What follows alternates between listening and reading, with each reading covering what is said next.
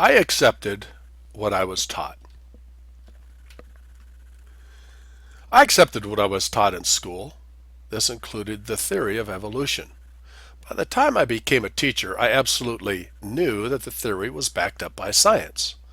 I assumed that all science was flawless, and it seemed obvious that evolution was science. But that changed.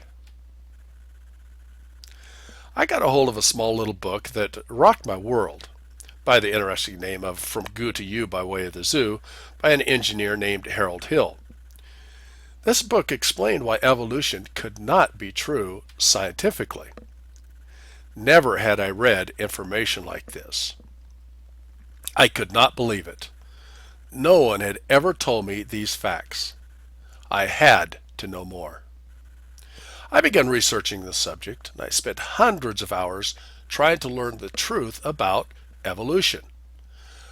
I was extremely interested in more information on the subject.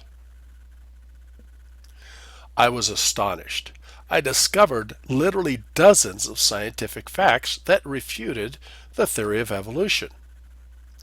In fact, it seemed that everything I ran into contradicted the theory.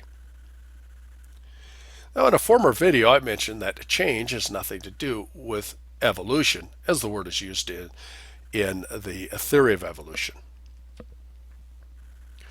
No real evolution, referred to as macroevolution, has occurred until there has been a complete change from one kind of animal or creature or organism into another.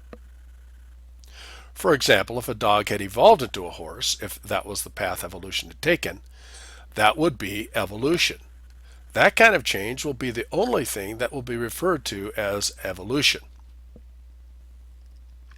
Anything less, or at least proof that it has taken place, has nothing to do with true evolution.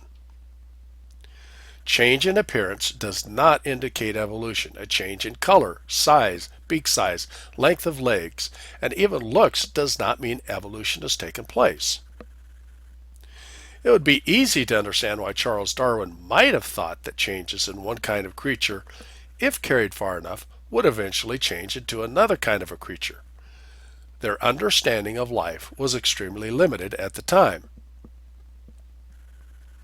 Today, however, with the vast amounts of knowledge of life, this has all changed. The scientific discoveries over the last 1.5 centuries has provided enormous amounts of information that show why Darwin's ideas are no longer valid. Let's look at one of the first so-called facts that we were told about evolution. That is, the fossil record shows the missing organisms between each life form and the ones that they evolved from. These show the steps of evolution. But what are the scientific facts? If evolution were true, then there would be millions, tens of millions, or even hundreds of millions of fossils, since there's been many billions of fossils discovered, that show the steps of evolution. Now, but before we look at the evidence, let's see what a fossil consists of.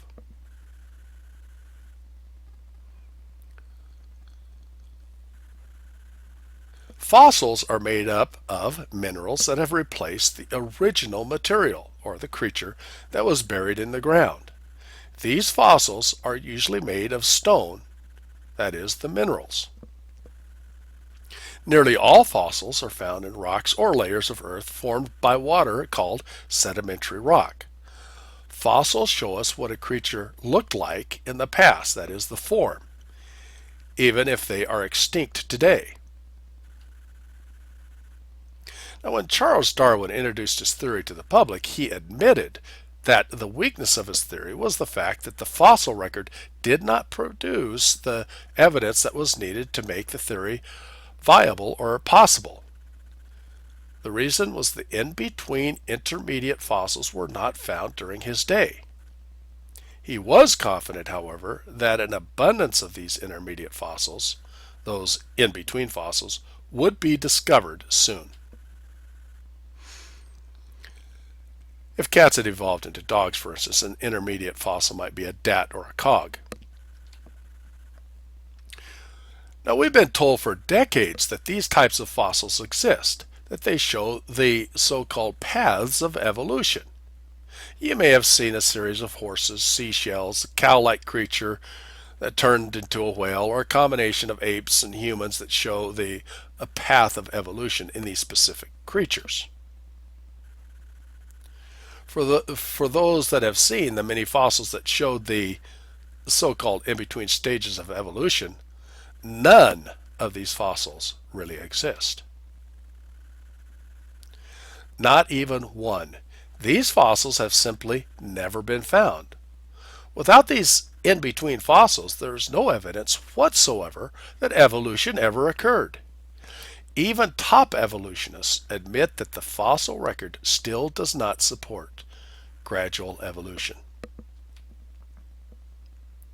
Since Darwin himself admitted that his theory was wrong if those fossils did not show up in the decades to come, he would have a very tough time supporting his own theory today. But what about the evolution of the whale and other fossils that we have been told about? The few fossils that were formerly used as proofs for evolution, such as the Archaeopteryx, an extinct bird with claws, the duckbill platypus, the whale, and others, have been shown not to support evolution. This is admitted to by many knowledgeable, even evolutionists today, especially paleontologists, those that actually study the fossils. The Archaeopteryx was supposed to be a link between reptiles and birds. The fossil was found in the layer where birds already existed. So if birds already existed, then the Archaeopteryx could not be an intermediate fossil leading up to them. It was in fact an extinct bird with some unique characteristics, nothing more. The duckbill platypus has nothing that it could have evolved from or into.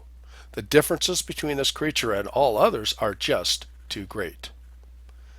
The evolution from a cow-like creature to a whale is often seen in books today as an example of evolution with the intermediate forms. Now, there are serious problems with this whale evolution, not the least of which is the fact that even well-known magazines used what scientists referred to as fraudulent pictures to show the validity of this whale evolution idea. There are at least 3 fraudulent pictures, such as drawing the creatures as having fin-like legs instead of the legs it really possessed, or adding a whale-like tail to a creature to make it agree with the whale evolution idea. Key pieces of bone in these fossils are also missing from the fossils that are used. These pieces are crucial to even hint that evolution ever took place. The time frame in these fossils from beginning to end is also entirely too short, approximately 5 million years. This is just a fraction of the time that would be needed if evolution were going to take place, even according to many evolutionists. The fossils used to show the evolution of the whale seem to be the fossils for various creatures with no relationship whatsoever to each other. These fossils are rarely used anymore by paleontologists as examples for evolution because they are aware of the problems with these intermediate fossils. I'd like to add, however, here that students and teachers and professors still do believe that there's validity to this, so you still see this all over the place. With billions of fossils being discovered in the last 1.5 centuries, there are no more verifiable intermediate fossils to support evolution than there were in Darwin's day. In other words, there are 0. Since no one can historically point to the evolutionary process because no one was there when evolution was supposed to have occurred, and none is taking place at the present time, the only possible evidence of evolution must be the indirect evidence, that is, the fossils, and namely the intermediate fossils. And the fossils that would help the theory have never been found.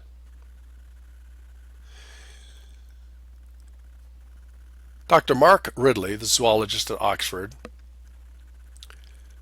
said it this way: in any case, no real evolutionist uses the fossil record as evidence in favor of the theory of evolution as opposed to special creation.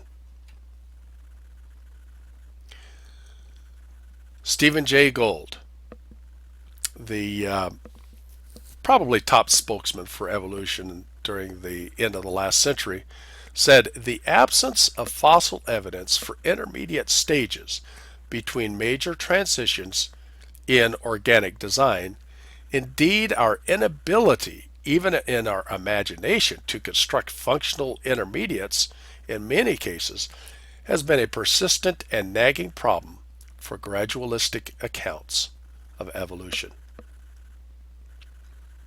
If you have not received your free special report on Did Humans Live with Dinosaurs, go to evosecrets.com.